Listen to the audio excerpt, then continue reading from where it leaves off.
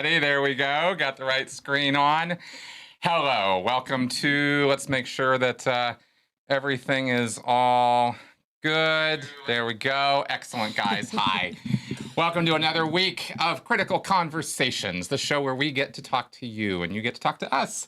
And us being me and my beautiful wife, Melissa. Hello. Always happy to have her on board here. And oh yeah, I love it when somebody's trying to call me in the middle of the show on my phone, not the call-in line, which is 984-214-4154.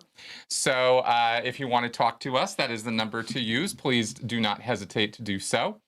Yes, we have, it's been a wild day. Did a live stream earlier today. Very good news. Definite change in my life of a very, very positive nature. And I'm starting at the end of this month. I'm going to be starting college again. I'm going to be doing a master's program on the psychology of coercive control. And that'll be through the University of Salford in the UK. And I am very, very, very much looking forward to that. That'll be a full-time online program that I'll be doing here in addition to keeping on with this show and the other content on my channel. So going to be a busy little beaver here.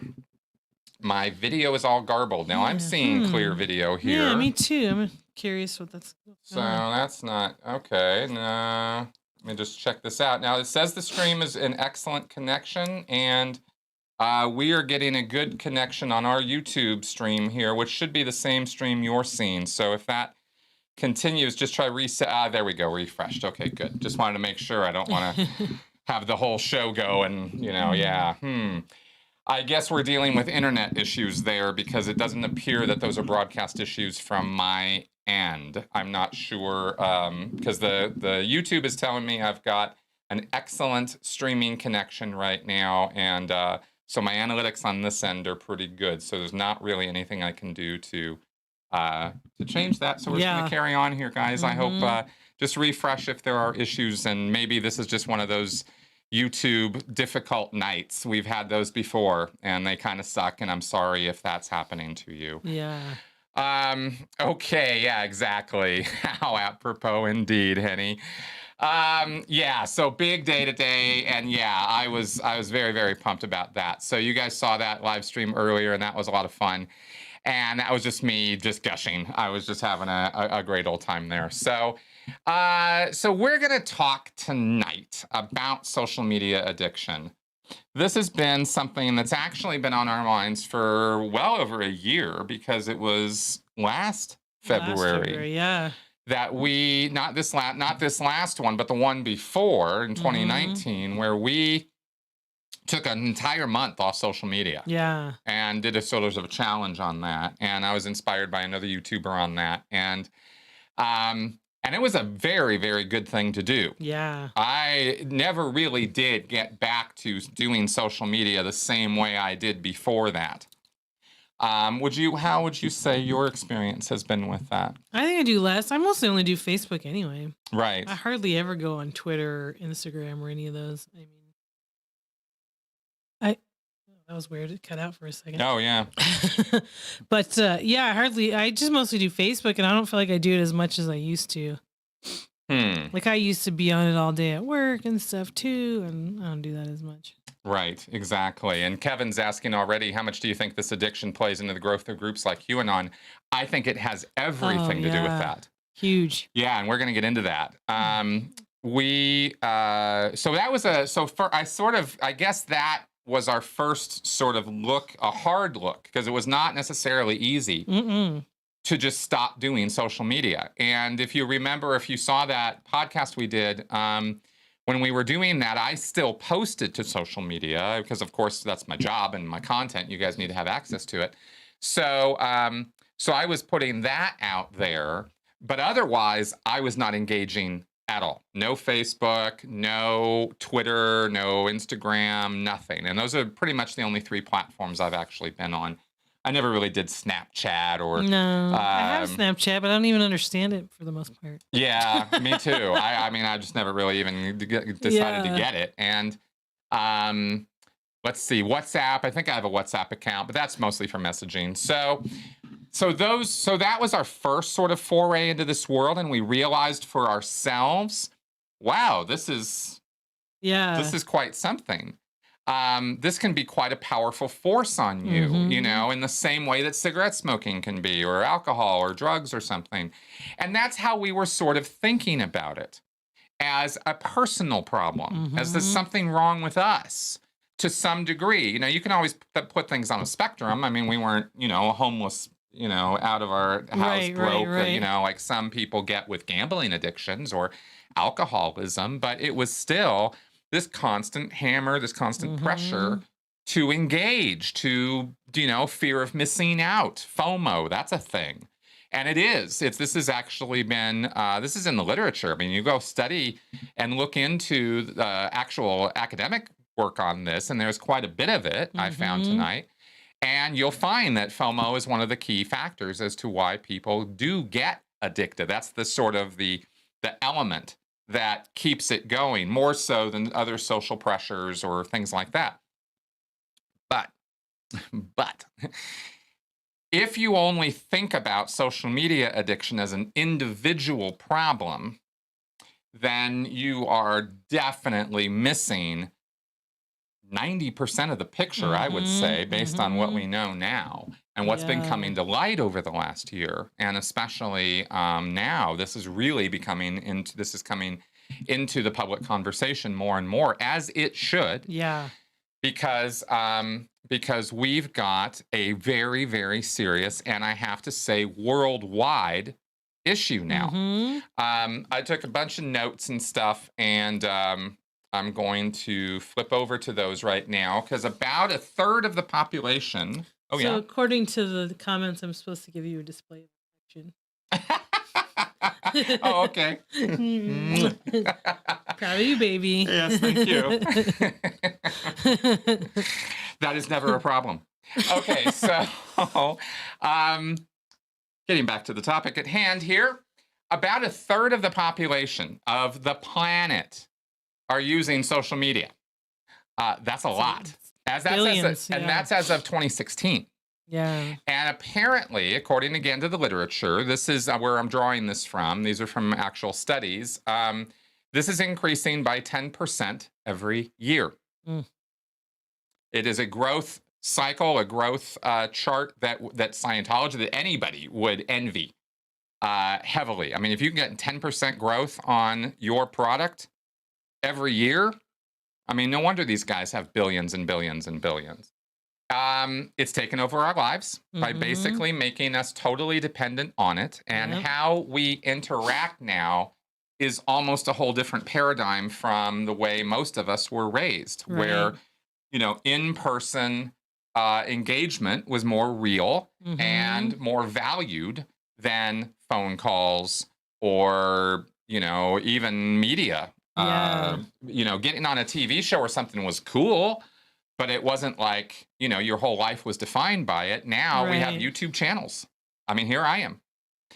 And we were talking, you know, that generationally, I think you're actually one of the very last generations where you were born into a non-internet world. Yeah. Right? Because you were born in 82. So your upbringing was non-internet. We didn't really have internet till like at least middle school. Yeah. Yeah. I mean, there might have been stuff going on before that, but we didn't have it until I was like 6th, 7th grade. Exactly. And that, for me, that was the introduction of computers to our life. And for me, 6th and 7th grade. In fact, my 8th grade class was the very first computer class offered at the school, at the junior high that I was going to. Very first time they had computers and, you know, they were bringing this stuff in. So I cannot take that call right now.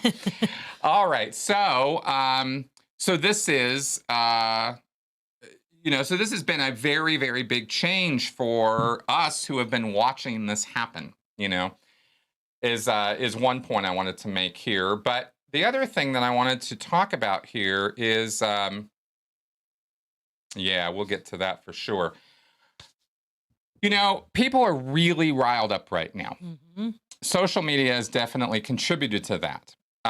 In fact, I'll just say right now, we watched a documentary last night sort of all of this data and information that I've been concerned about has been sort of culminating. And finally, last night, we watched this documentary called The Social Dilemma on Netflix. And this show's not just because we watched that show. This has been something I've been thinking about and tweeting about and Facebooking about for months now about have we constructed a system that is actually more destructive to our ability to think and be rational creatures than it is constructive to that endeavor? And that's an open-ended question. I don't have an answer to it of definitely yes or definitely no.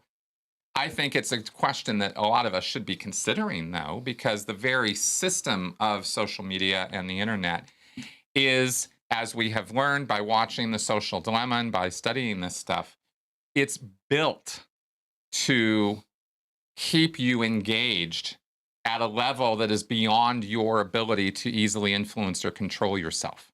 In other words, it's built to addict you. Mm-hmm. And the studies that have been done on this, and the thing that we were missing in this picture, there were only a couple points that I hadn't quite like totally grokked yet, that The Social Dilemma really put in perspective in a very, very well done way.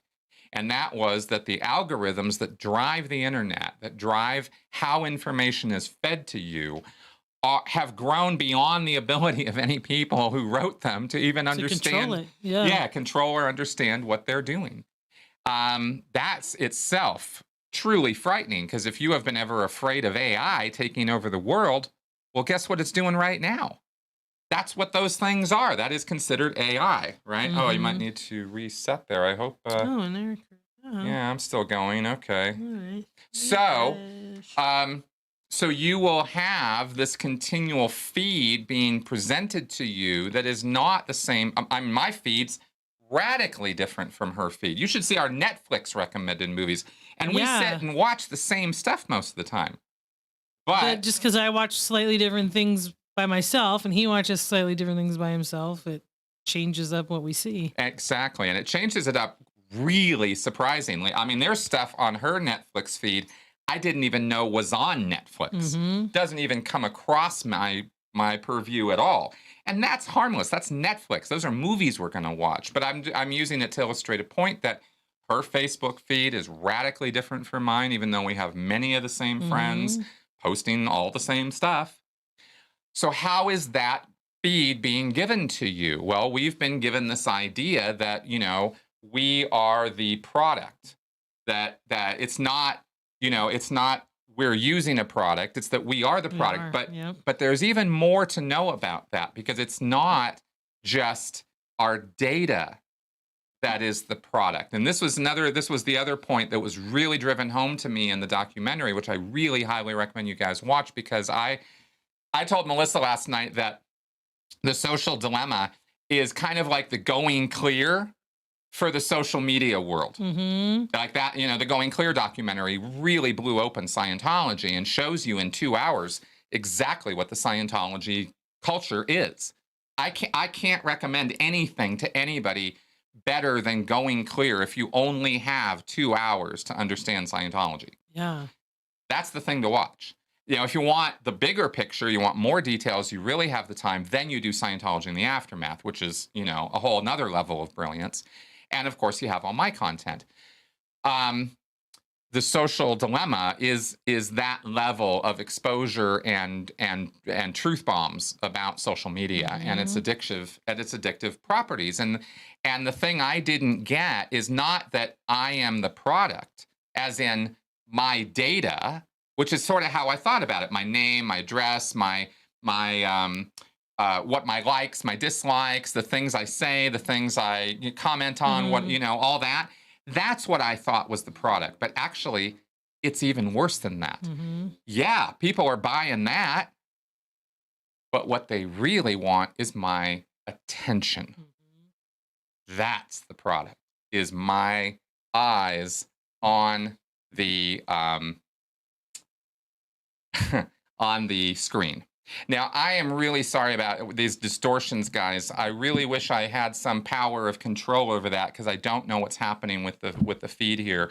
It still looks good to me here. She had to refresh once. And let's see here.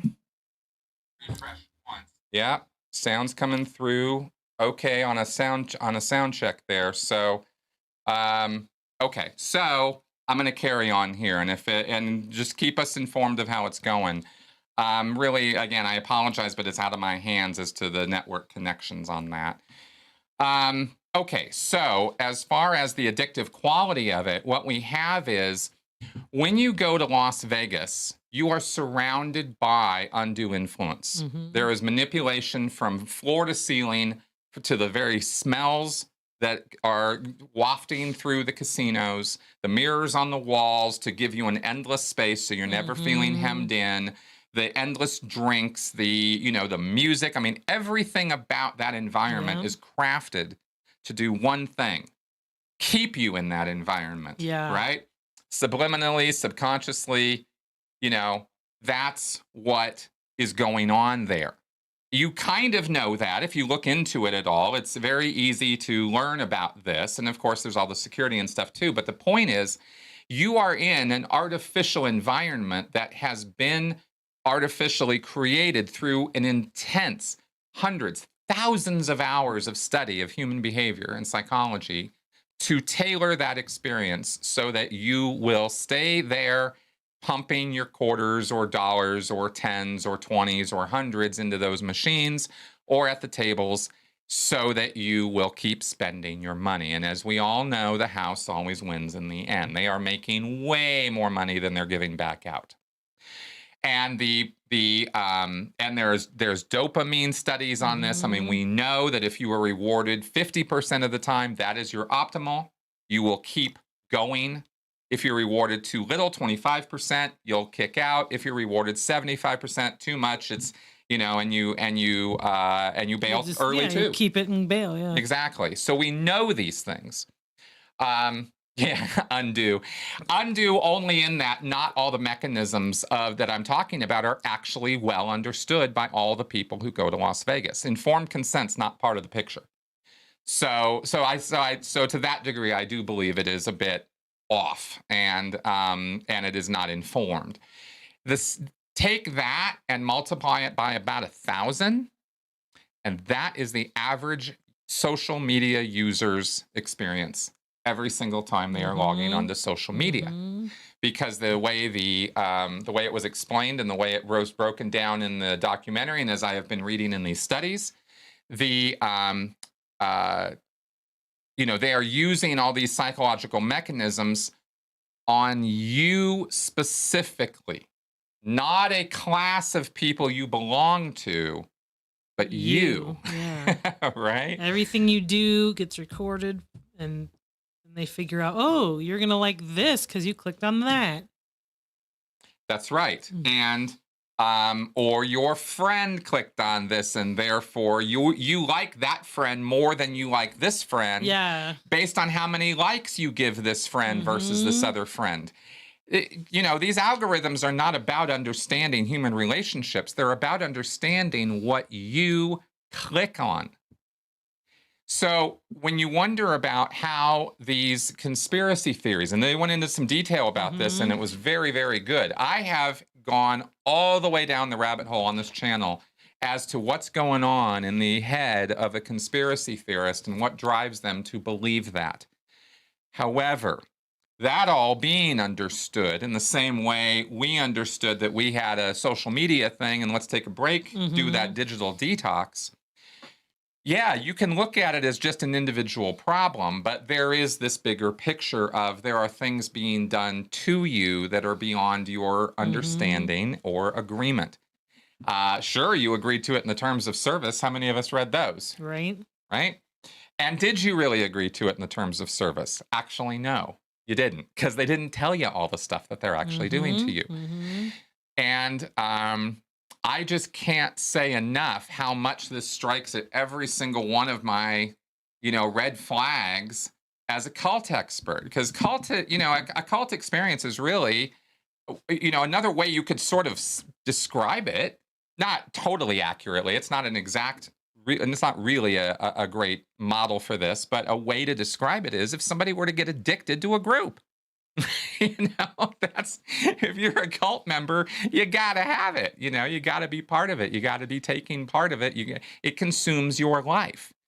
And it's not a completely illegitimate comparison. And, and so when you have a group, or in this case, social media companies, and let's not forget, Google itself, which is using the exact same model in terms of ad revenue and in terms of your engagement with it, they're trying to do the same things. They're trying to keep you engaged with your email, with your Google Docs, with your Google Sheets, with your Google Maps, with Google Earth, with Google Music, Google Podcasts. I mean, there is a tremendous volume of services available to you for free. Well, it's not free. The freedom that you have on the internet is, to them, your time, the amount of time you're investing on the internet. That's how you're paying them, and they are getting paid for your time. Make no mistake about it. So all their interest is you staying engaged on these platforms. And that sets up these echo chambers. Okay, so we saw a question earlier about echo chambers, right? This is how echo chambers form. Is that it's not just you clicking and clicking and clicking and clicking and clicking into the things that you want to hear. If that was the case, we actually wouldn't. If we had a completely neutral, everything was accessible as everything else to you, and it was all presented to you in a very neutral fashion, we would have a lot less of this divisive echo chamber nonsense going on. The way the echo chambers are created and reinforced is actually through the algorithms giving you what the computer perceives you want to see, so you will stay on the screen. Eyes on the screen, ears on the speakers, hand on the mouse or on the screen. That's what they want. And they are measuring every metric they can on your engagement. It's crazy. So, yeah, all these things you guys are saying, all of it is totally, totally true. Now, I'm going to remind you guys again, this is a call-in show, and I want to hear from you. I have a lot of other things to say, but I actually want to engage with you guys too. And the number is 984-214-4154. Okay, so I wanted to say a few more things about this. Yes, okay, so social media is riling us up. People are mad. Ah! Oh, yeah. I'm mad at people this. lose friends. I mean, real friends all the time for it. That's right. Well, and people are pissed off about the state of the world. Our politicians are this or that or other thing. They're mad. It's right to be mad right now. But people are mad at the wrong things. I've put this out there a couple times, and I think it's an important statement because, the thing, what you're mad about is a constructed artificial reality. If you are getting that anger drive, if that is right, if what's riling you up is the media you're engaging with and the social media you're engaging with, like the news and the social, those are artificial constructs. We talk about these things as artificial constructs. Well, an entire worldview can be that if it's a tailor-made custom worldview just for you. And that is what social media does. So the news it feeds you is the news it knows will keep you glued to the screen, not the news you need to see, or that you need to have an objective, rational, neutral view of what the hell's going on, or the news that you need so that you can do the critical thinking that you want to do, that I'm always going on about. You can't be a critical thinker if you live in an echo chamber, and the problem is that social media forces you into one. And that is something to be mad about, because we didn't ask for that. We didn't want that, and not too many of us have even been clued in on the fact that this is what's been going on until very, very recently. So it's been this wild, wild west of unregulated nonsense that is all about making money off of us. And we see that these are the most successful companies that have ever existed. Right. So they're doing a pretty good job of it. And we're complying because they're pushing all our buttons. All of our psychological buttons are pushed every time your eyes are on the screen. Okay, let me just check in here. Good. So why does this work? Well, I'll tell you a couple things as to the addictive factor of why it works. First off, you have the fight or flight, right? That's Fight, flight, or freeze. That's right. That's what drives up the adrenaline. So it drives up the fear factor, the anxiety that you feel. You ever gone on social media? Here's a loaded question. You ever been in a decent mood, gone on social media, and 10 minutes later you're ready to, like, you know, chew the carpet? You're like, that's the fight or flight. That's the threat level is being raised in your perception, and your body responds accordingly. And once it starts, it is a process that is difficult to control because it's a very organic, natural process. It's supposed to be that way. But when you're being presented with threats and fears that aren't real, it's an artificial fear. It's an artificially created fear. And all it's doing is stressing you out for no good reason whatsoever. And you will then react and become more antagonistic, more hostile, more threatened by innocuous, innocent things in your environment, like your kids, your job, your boss, you know, your spouse, innocently making some comment, right? You know, this is what happens, and fights start, and tensions start running higher, and anxiety start going up. I mean, this is a vicious cycle. So this is by the stupid thing about this is that this wasn't designed on purpose to do that to us. It just so happens that the things that keep us engaged tend to be the bad things more than the good things. So where we have this potential for greatness and this potential for knowledge and understanding and dissemination of education and these platforms that are truly game-changing for the fields of education and science and research and so many wonderful things that this internet gives us. Right. I mean, you can connect to people all over the world. Everybody can make little movies and videos now. It's not just, Hollywood. You can do it yourself. Exactly. When, it wasn't by design that the world was going to be freaked out in order to stay engaged. No one knew what was going to keep everybody engaged. They were just writing algorithms to keep people engaged. They were pushing social buttons. They were pushing psychological buttons, the dopamine hit, and, balanced with the threats, with the danger hits. Right? Everybody's got their own line. Everybody's got their own spectrums for their own personality. And the genius of this system is that each individual is having their own social media experience every day. Yep. And the computers are powerful enough now because while we've had this exponential growth in Facebook users, Twitter users, Snapchat users, TikTok users, etc., up, we've also had an even steeper graph of increase in processing power. And so we have computers that can actually deal with all of us as individuals.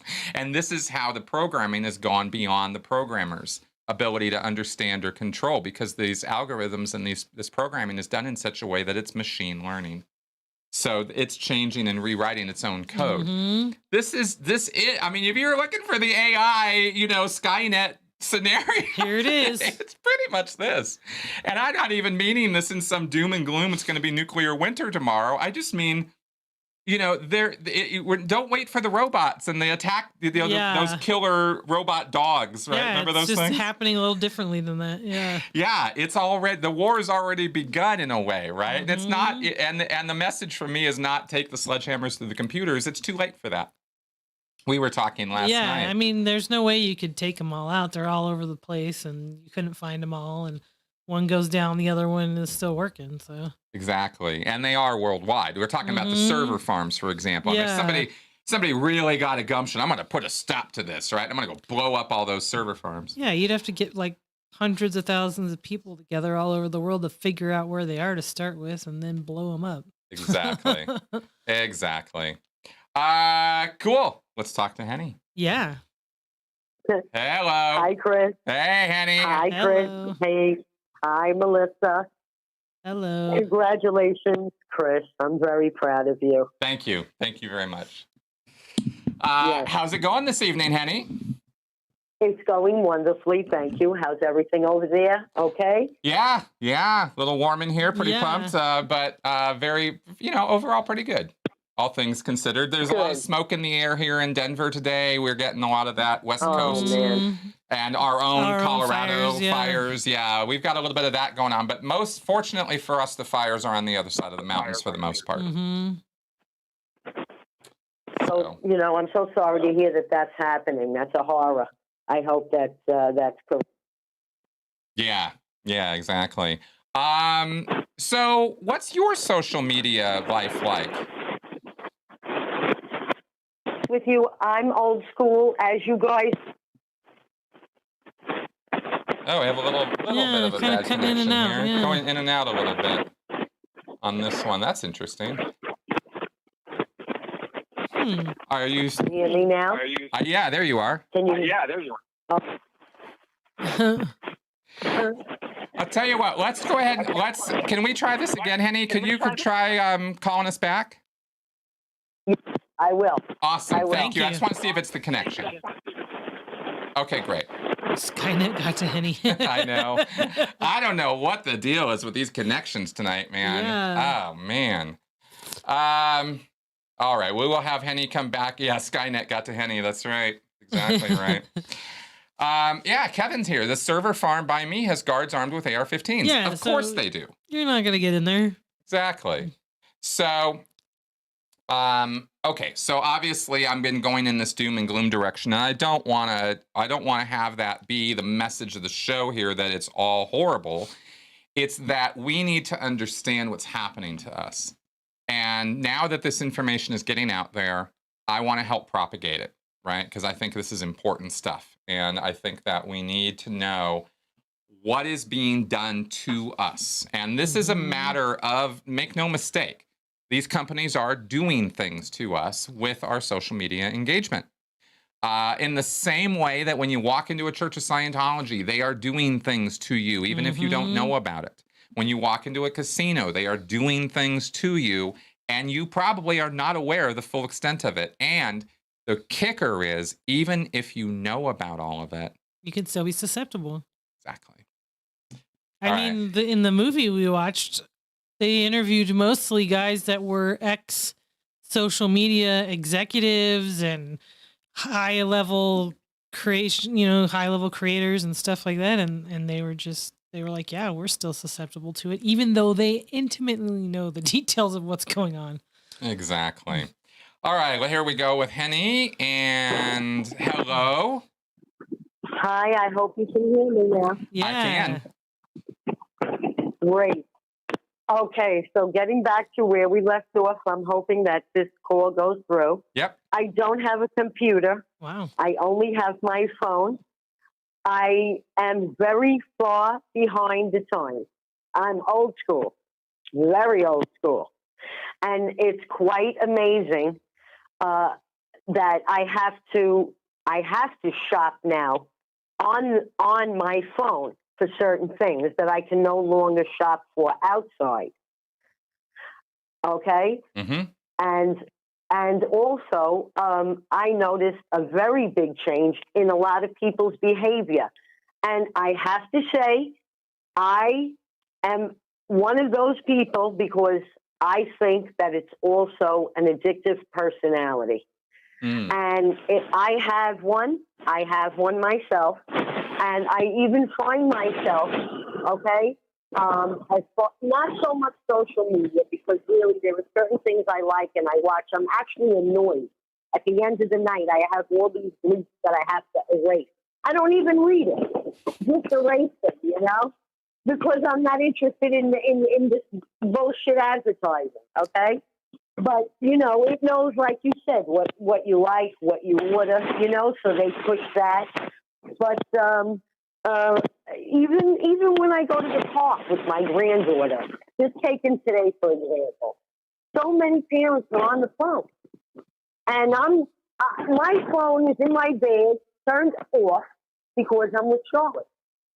And I have to watch her every second. So I'm watching her, I'm watching everybody else's kids. My hair is turning gray, and everybody's on their phone. And Yep. I know, yes.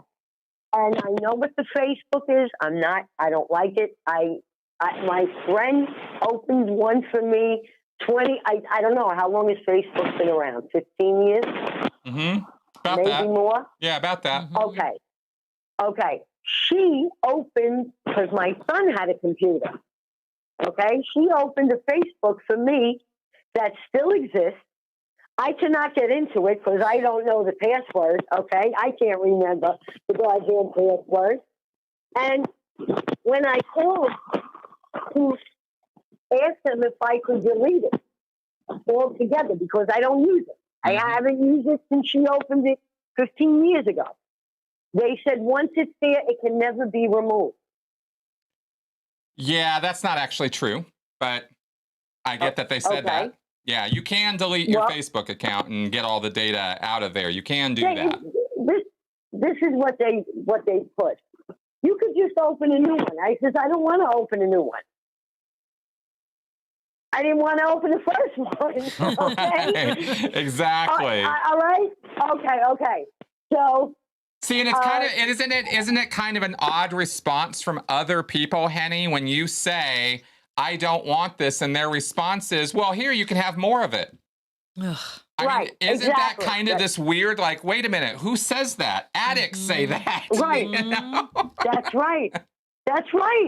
Yeah. You're so smart. But you really are. You give such insight. That's very correct. Yeah. But yes, I don't want to open a new one. Right. I don't, and anyway, getting back, I like to read books, and nobody reads books anymore. Everything is, well, maybe they do, but I can't go to Barnes and Nobles anymore because Barnes and Nobles is closed. Exactly. When I get your book, okay, Xenu, I ordered that on Amazon. my phone. Yeah, exactly. I went on my phone. People even say to me, don't you have a computer? Don't you have internet? No, I have the phone, and the phone is annoying. So, I come, it really is. So I'm coming from a little bit of a different, but I understand the whole addiction of it, because even my granddaughter, she says she likes this certain thing that she wants to watch. And I'll put it on the phone at night, only at night, I tell her. Mm-hmm. And Uh-oh. Yep, you're back. Yep. We might have lost her. Yeah. Okay. Henny, thank you for that call. We do have a couple others in the queue, so I'm going to drop that one. Henny, thank you again, okay? Seriously, I'm sorry we got disconnected there. And wonderful conversation. Yeah. And if you want to call back, please do. Let's take the next one just to keep the show going here. And I believe this is Kristen. Hello. Hello, it's Christine. Christine, hi. Hi, how are you? I'm good. Welcome to the show. How are you this evening? Thank you. I'm fine. I'm walking my dog. Ah, nice.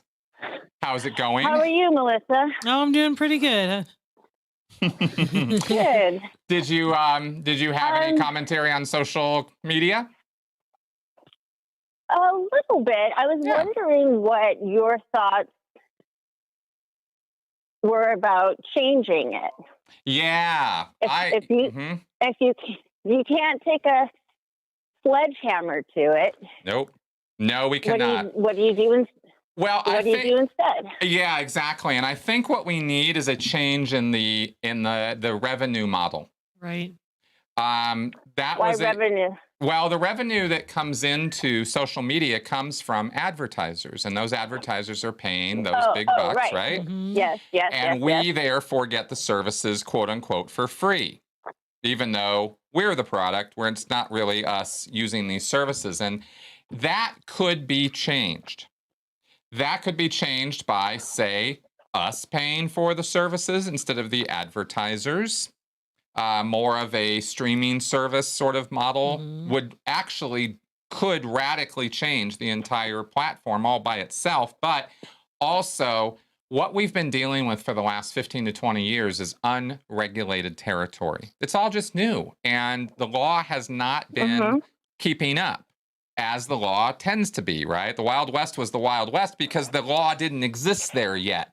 And once, where do you go for that information? Where did you go for that information? Oh, this Chris, is that the laws are usually been tracking keeping up. behind. Just history in terms of frontier. They're like real world, right? Like the Wild West, for example, right? Like here you have a frontier territory where there are no rules or laws except what are made there by the people who are out there. As civilizations or society rolls forward, right, through time and space, then you have the frontier no longer being a frontier, and it's being cities are being built, right? I would hope that we would always have a frontier. Well, there's always space. We will always have a frontier if we keep going. But there's even a frontier here. There's even a frontier on Earth, as we're speaking about right now. Sure, of course. And the ocean. Correct me if I'm wrong, but, because I was like raising babies when this whole like computer, I was like, what? I mean, I didn't understand any of it. Yeah. Like the idea that I could have a phone that would take a photograph when it was just beyond my comprehension. But at the time that things like YouTube and then the other platforms came on, especially YouTube, I guess, they really weren't getting paid. It just kind of became that way as the audience grew for it. I would actually push back on that a little bit. These platforms, sure, Facebook in its very, very, very early college days wasn't getting necessarily paid for it by advertisers, but that model is something that Google sort of pioneered, as far as I know. Perhaps there were earlier companies they were building on, but this model. Well, what about YouTube? Well, YouTube comes after that, right? YouTube is another platform that was created, which Google then bought. But originally it was ads. It was advertisers almost from the get-go. That's how they built the company. I'm not aware of a free YouTube with no. I'm not aware of a time when, and if I'm off on this, fine. But I'm not aware of a time when YouTube had a non-revenue platform. They were always a business, and their business model was you load videos, we'll put the ads in. Yeah, I'm unaware of that time too. Like I said, I'm very new to it. But this has been the model the whole internet's been. Talk about back in the old days when it wasn't quite so dependent on their revenue and the ads, and that they were just out there doing fun stuff. Yeah, I don't know that fun stuff time ever totally existed. I just was thinking, I remember back in the early days of the internet, all the pop-up ads. Yep. That's right. God. That's how they were selling screen time. What did you say, Melissa? I missed that. Oh, I remember in the early days, all the pop-up ads. You'd just be on a website and like 10 little ads would just pop up as separate windows. Oh, yes. Oh, my gosh. They're so annoying. And we grew up with commercials on TV, and now we're annoyed at pop-up ads. Exactly. And in fact, the TV model was kind of how this was built. Because that's how TV was provided, right? You buy the box, and you get to watch the shows. Yeah. But you're going to watch. But the difference is that on TV, they were creating and curating the content, and the content was regulated. you couldn't show kids on Saturday morning violent neo-Nazi videos. Right? They had to have cartoon time, and those had very specific guidelines. There were certain, like George Carlin was going on about the 7 words you can't say on TV, right? Right. So you had regulation. If you watch Warner Brothers Bugs Bunny cartoons today, there's a lot. I know. Yeah. They were sneaking They're stuff violent. in. I know. It's hilarious. But There's again, some serious adult conduct in Bugs Bunny. exactly. So I guess my question yeah. in asking you what do we do about it is just perhaps consider what you need to pay your bills, and maybe, you know, and I know you have all the time in the world, but take that extra time you have, and try something more rewarding, or more service based, or more something else that can make a person smile. A friend of mine's young son started young. He's 27. He started like a cruising kind of YouTube channel where he goes on different cruises and.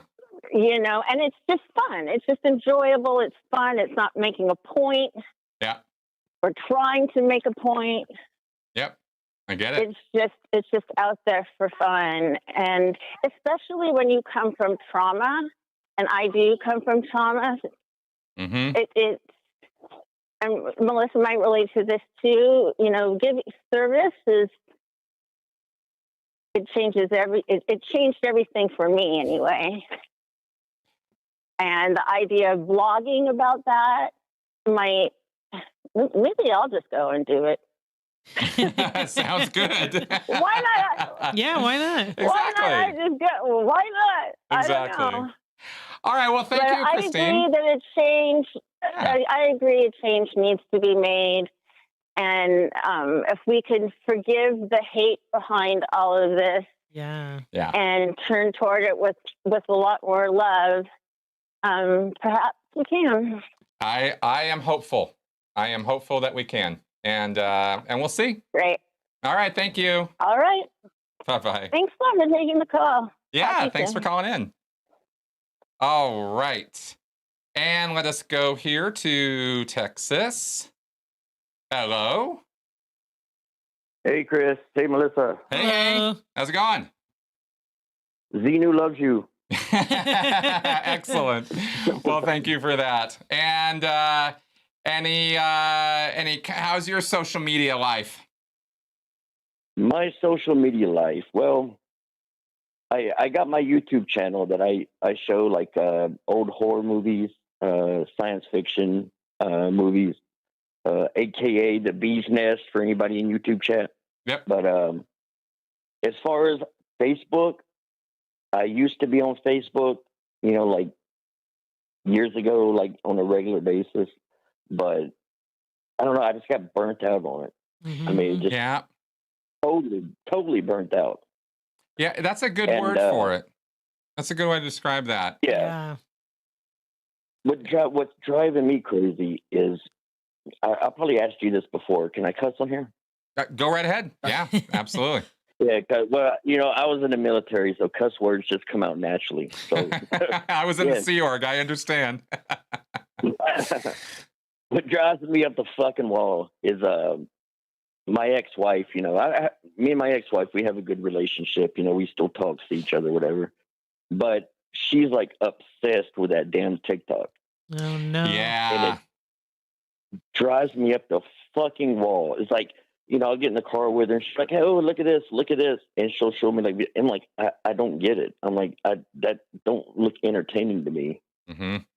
And I don't know, maybe I'm old, you know, maybe I'm just not getting it, but it looks so fucking stupid.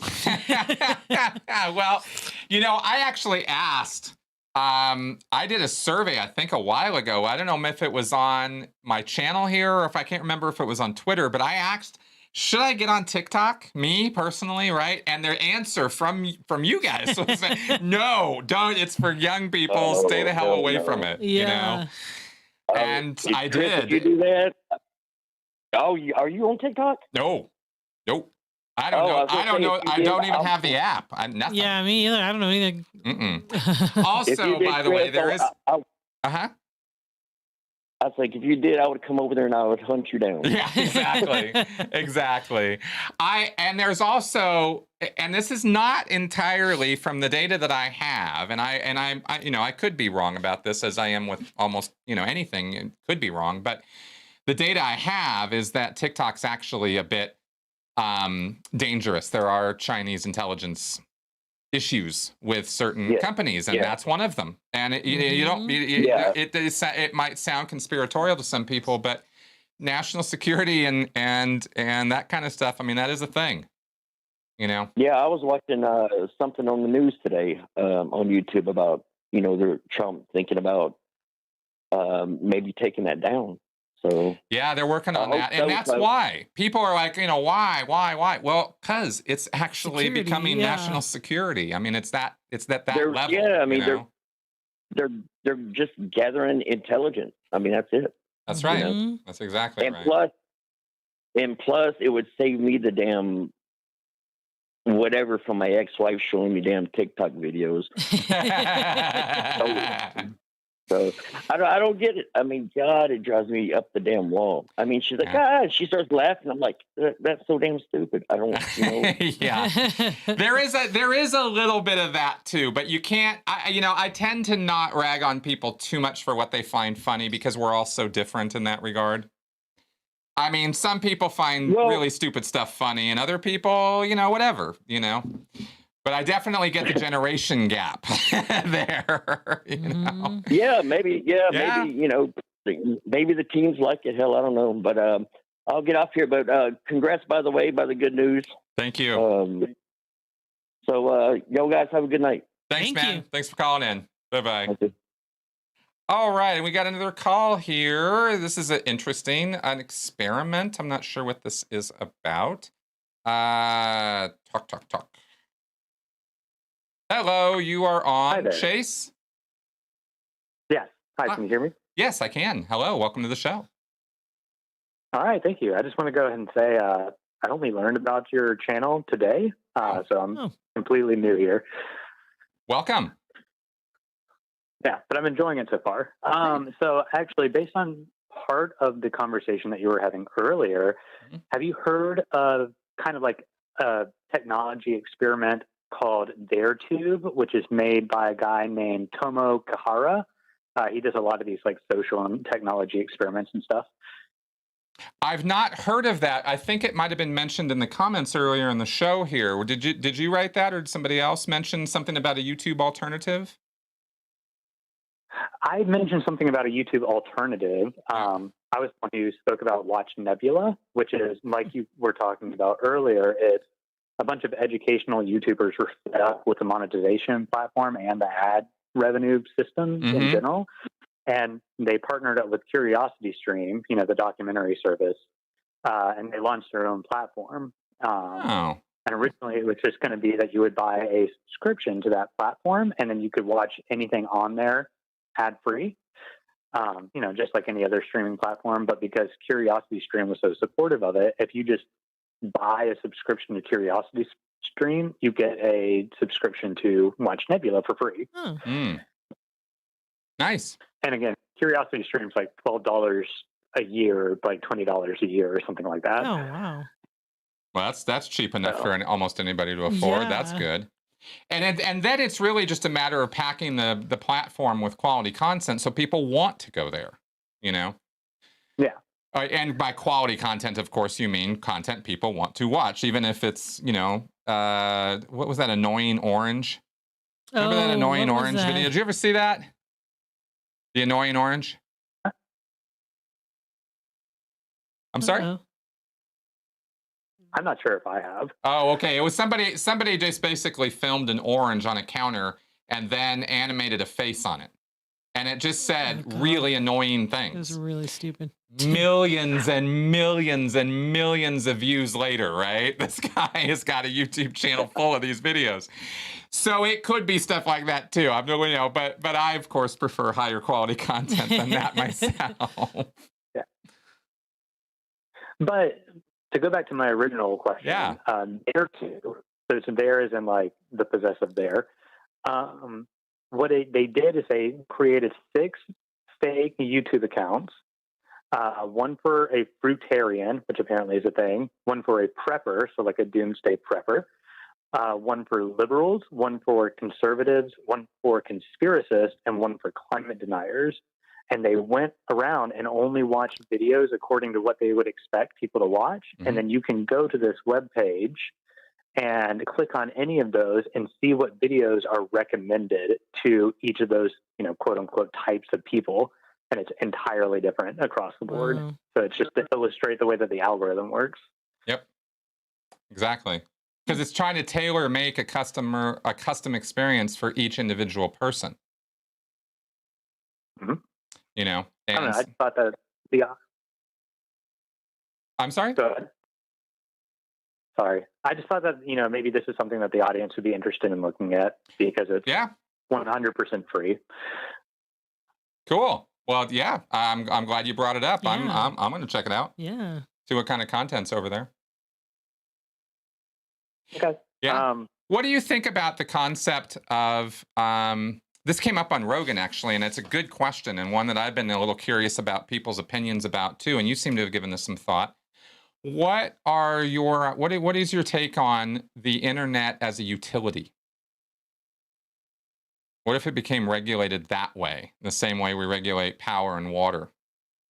You know, because it seems to be at this point in our world something we're never going to go back from, and almost a basic right at this point. You know what I mean? Yeah. I don't know though. What's your take? I actually have thought about this a lot because I used to be a grad student. I just recently left mainly because of COVID, but because of some other things. It's just like, it's not a good situation in the U.S. right now for grad students. But in thinking about that too, I was researching other countries to potentially become an expat to. And one of the ones that was surprisingly the most appealing to me is Estonia. And Estonia is part of the European Union, not only offers free higher education, but will pay their graduate students a stipend without work to go to school, like a relatively competitive stipend. And Estonia was the first country in the world, unless I'm mistaken, that actually declared internet access, high quality, fast internet access, as a basic human right. Wow. I've been wondering when it's going to be added to the Universal Declaration. Mm-hmm. You know, interesting. Yeah, I mean, the fact that it isn't already is somewhat disappointing, in my opinion. Mm-hmm. Yeah, and illustrative of my point when I was talking to Christine that there is always a lag between implementation of new technology or new paradigms and the law catching up to it. You know, the law is always tracking behind science, for example. I mean, you know, DNA as a process existed for a couple of decades before it started being used legally. There's all kinds of examples I could point to, but you get the point. I think we're starting to get to a point now where we're really seriously looking at the fact that laws on this are not an option. We need to regulate this, but I'm not sure exactly how yet. I agree, but I think in whatever direction that we go, providing more access to information to more people for less money is really the only option that we have. Mm-hmm. I agree. It's my problem is not with the propagation of information or the availability of it across what we call this internet, you know, this worldwide collection of server farms and stuff. It is the undue influence and uninformed manipulation of certain aspects of the internet that I feel are the problem right now, not the internet as a platform. You know what I mean? I do, and I agree with you on that because I think that the undue influence, as you described it, I mean, it's like I was off of social media almost entirely until right when like the Black Lives Matter movement started, because Twitter was a better news source than the news. Yeah. I know what you mean on that one. And so I was like getting back into it after probably a decade of being off. It is like, it's insulting and it's sickening, just like how little dignity, the people who are trying to make money off of just average users have. Like it's really bad. So like, I completely agree with you that absolutely needs to be regulated. But I also think that, especially not in the US, but in other parts of the world, access to the internet is one of the most valuable things that people have in their everyday life. Absolutely. Especially when it comes to accessing educational material, or even material that just lets people know that like whatever, not so friendly regime that they're in is actually not normal nor okay. Mm-hmm. And so I think both of those need to be balanced, both extending access for people to retrieve the information that they want. And I do agree it needs to be the information they want, not the information that's shoved down their throat. Right. While also saying that, like, no, you know what? Like, Google has enough money. Make YouTube free. Like, exactly. They can afford that. They can. They can, and that's and I can say stuff like that very easily, not knowing what the life of the CEO, CFO, and CTO are like in YouTube. But as a YouTube content creator and user, it is certainly not the best experience, and it could be improved vastly. And I would like to see that. And again, see that without these, insane algorithms that are making us all a little nuts. So that's, I think the potential for greatness of this platform is almost beyond our imagination if we could think of how to harness this power constructively rather than just to make a buck. And somehow that always seems to, those paths seem to, run into each other often in history. And I don't think this is any exception to that rule. I agree. And I've enjoyed talking to you. Yeah, thanks for calling. I also don't want to take up other people's time, so I'm going to respectfully bow out to let other people talk. Awesome. Thank you for calling. All right. Thank you. Bye-bye. All right, and we've got another call from Lauren, which we're going to pick up here. Hello, Lauren. Are you still there? I am. Hi, Chris. Hi, Melissa. Good evening. Good evening. Thanks for calling in. What's up? I am calling because I just couldn't let you end the show without talking about specifically social media and high control groups. Yes. I'm so interested, and I have three particular reasons that I can't wait to hear what you have to say about this. All right. Number one, Hubbard could not have predicted. I know that a lot of the things in a group like Scientology is based on his policies, and he would never have predicted what came next. That's right. The second reason is because it could draw members closer. It's very addictive, it's fast. Yep. That's right. And then the final reason thing I'm really interested in, it also, though, becomes very difficult to regulate. And you've talked before about how high control groups want to regulate the experience of their members. Yes. And in fact, the reason my ears pop up so much on this, like I mentioned at the top of the show, was that so many of the red flags are going off here of cultic influence and control mechanisms. And so when you have uninformed consent, that's what opens the door to this stuff, People need to know what's being done to them. And when it's being done in an experimental fashion, and these people have admitted that they have experimented on us in order to drive up the views, clicks, addiction factor, then you have a somewhat nefarious operation going there. And I'm not going to say Facebook's a cult, but I will say that they use cultic control mechanisms, or retention methods.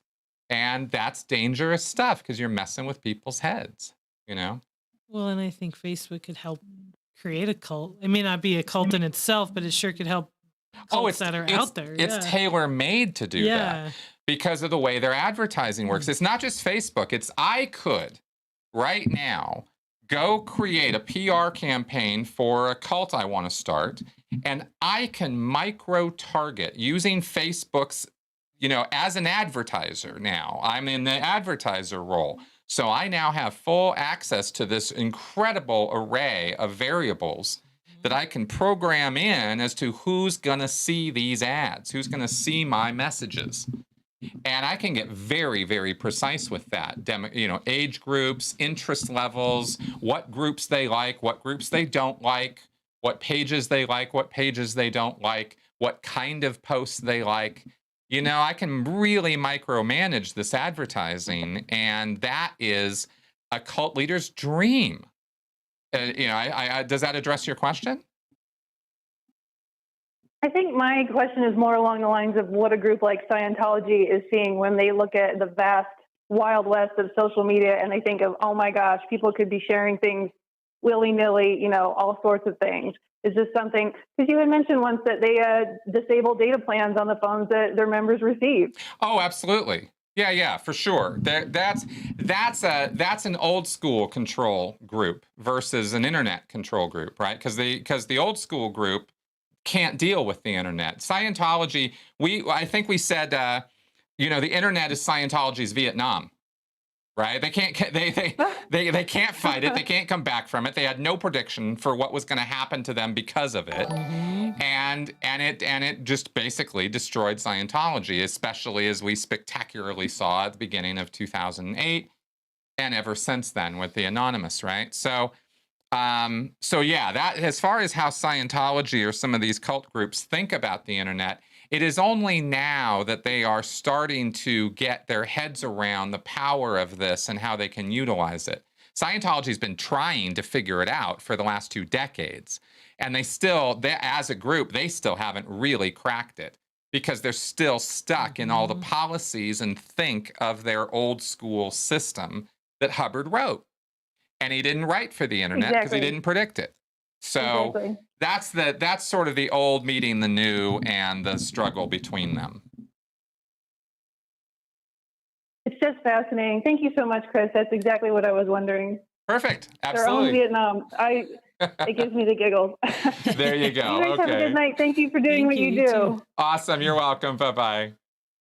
All right. Good deal. Okay. Those are the calls in our queue. And I think we're looking at towards probably wrapping up the show here. Oh, my God. We have not done 7 once. Yeah. Holy cow. Let's do some 7. How did I miss out on 7? Okay. There is our... Oh, there he is. What is he?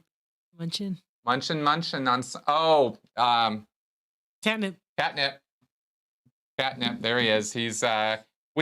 Sometimes we have to bribe 7 a little bit to be on camera. To get him to do stuff. Yeah, he's a little bit like that. So, okay. So there's our little guy. I can't believe I forgot the 7 cam tonight.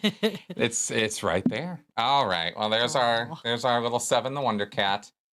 All right. And, Scientology Facebook page. Yeah, I think the Church Scientology does. I think David Miscavige has a page you can like, and there's some stuff out there on that.